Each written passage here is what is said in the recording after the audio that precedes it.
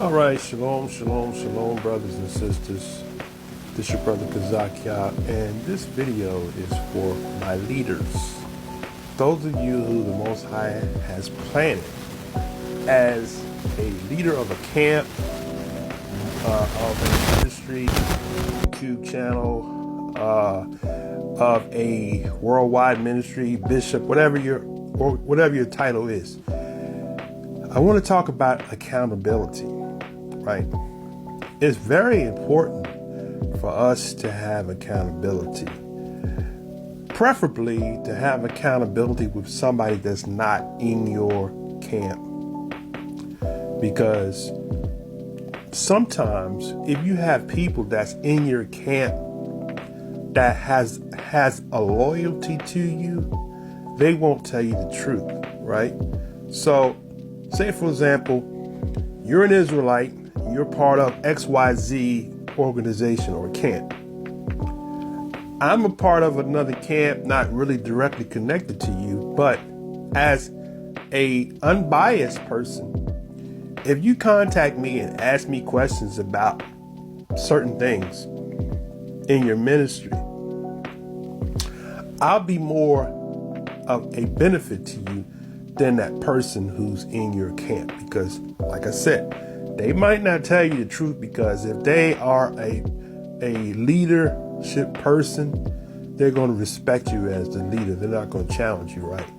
Unless you're one of those leaders where you can have members in your congregation that you will allow them to come to you, and you can ask them questions and how do they feel about this, that, the other, or the third, right?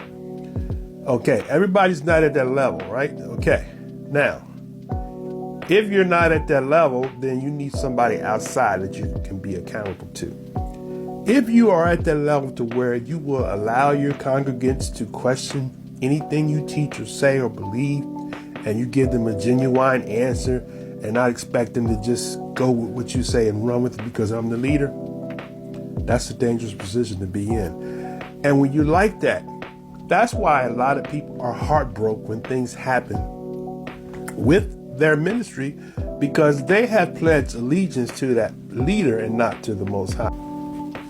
And sisters, if your leader is not willing to be accountable to anyone else, he's a dangerous person. And I know some of our sisters have women that are leaders, okay? So this goes both ways, okay? But I'm speaking specifically to the male leaders that I know are leading, okay? If you don't have an accountability to anyone, you're dangerous for your members, because you can become like a Jim Jones in their eyes, because they'll do whatever you say do.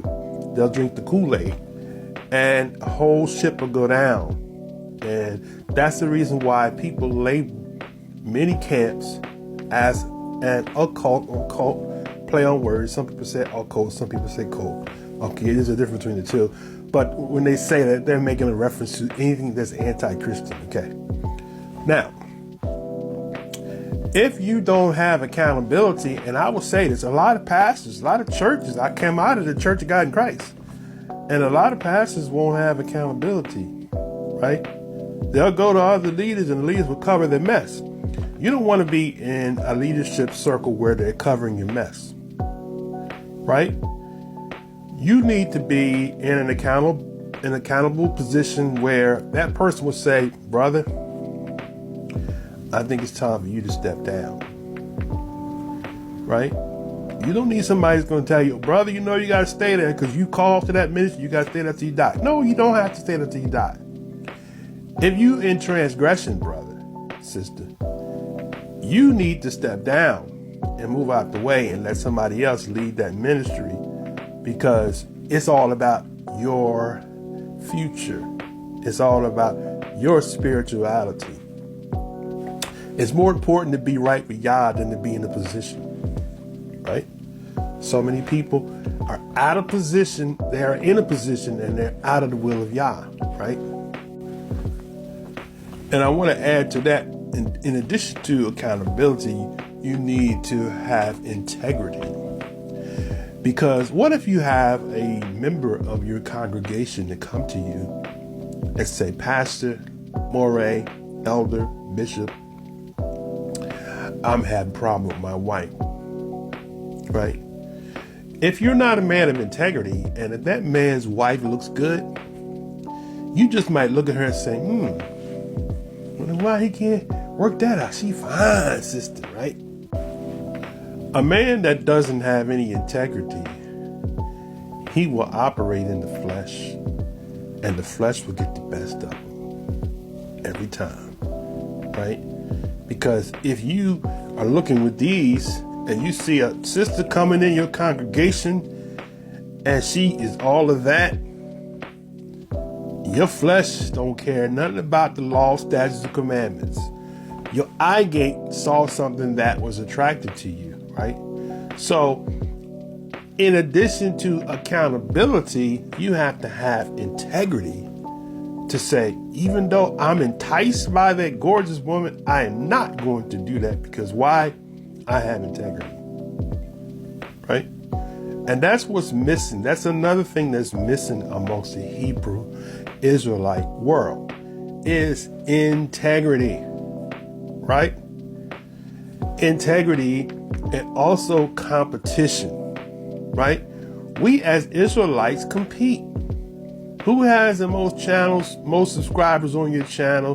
Who has the most congregants that attend your Shabbat classes, right?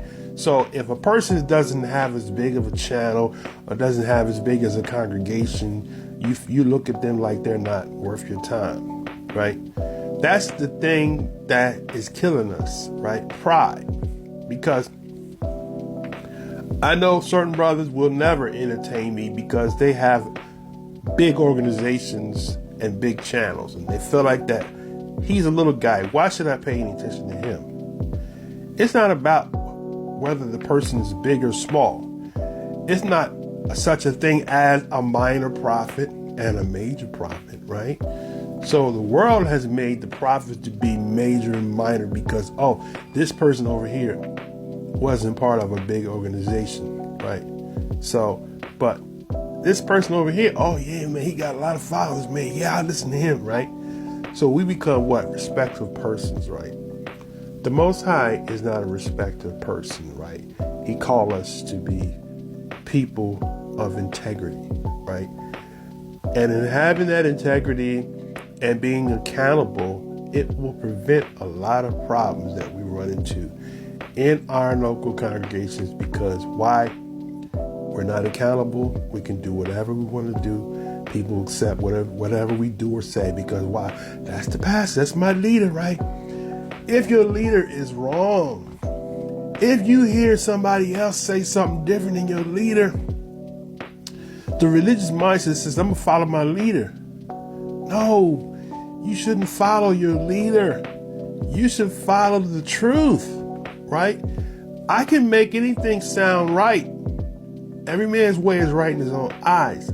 But if that man or woman, right, is true to Yah, they're not going to manipulate the biblical text to support their belief. They're going to say, you know what? Even though the steps on my toes, it is what it is. That's what the Most High says in his Torah, right? We're obligated not to follow what I teach or what I say or my perception of what I read or my precept. I don't have a precept. The Most High has the precept, right? So we got to stop being prideful and arrogant leaders, and we've got to become accountable to people that's going to challenge us. If nobody challenges you, you can just do what you want to do, right? That's why some people have problems with other people that are not a part of your camp because they're challenging your theory. They're challenging your doctrine. And when your doctrine is challenged, when the Most High allows somebody to challenge their doctrine, it's for a reason, right? Maybe you have co-signed for something that's not sound, and because you built your organization off of that doctrine, you can't stop because why?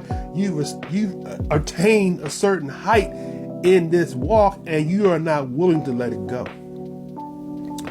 We've got to let our pride go, brothers and sisters. We got to submit to the will of Yah.